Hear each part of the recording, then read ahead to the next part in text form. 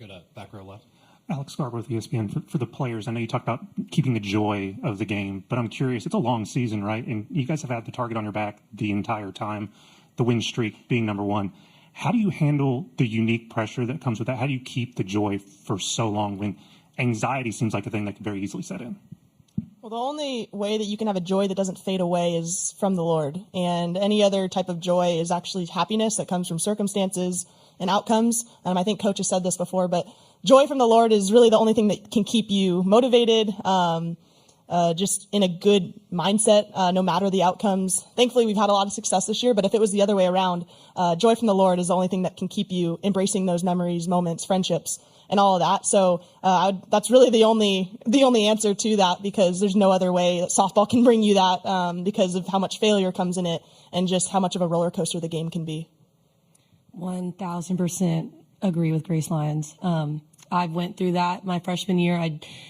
I was so happy to win the college. I've talked about this before, but I was just so happy that we won the College World Series, but I didn't feel joy. I didn't know what to do the next day. I didn't know what to do for that following week. I didn't feel filled. And I had to find Christ in that. And I think that is what makes our team so strong, is that we're not afraid to lose, because if it's not the end of the world if we do lose. Yes, obviously we've worked our butts off to be here and we want to win, but it's not the end of the world because our life is in Christ, and that's all that matters.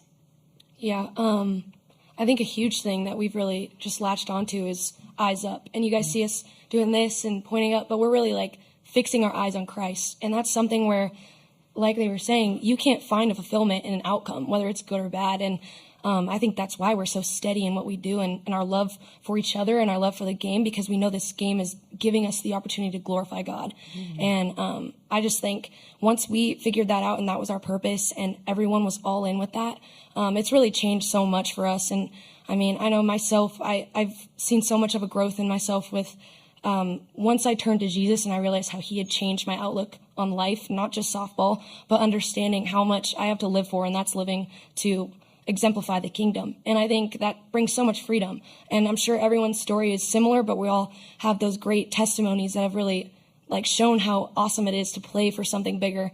And I think that's just what brings me so much joy. And no matter the outcome, whether we get a trophy in the end or not, this isn't our home. And I think that's what's amazing about it, is we have so much more. We have an eternity of joy with our Father, and I'm so excited about that. And yes, I live in the moment, but I know this isn't my home. And no matter what, my sisters in Christ will be there with me in the end, when we're with our King. So, Patty, you've got to keep your eye on the prize and really work with these players on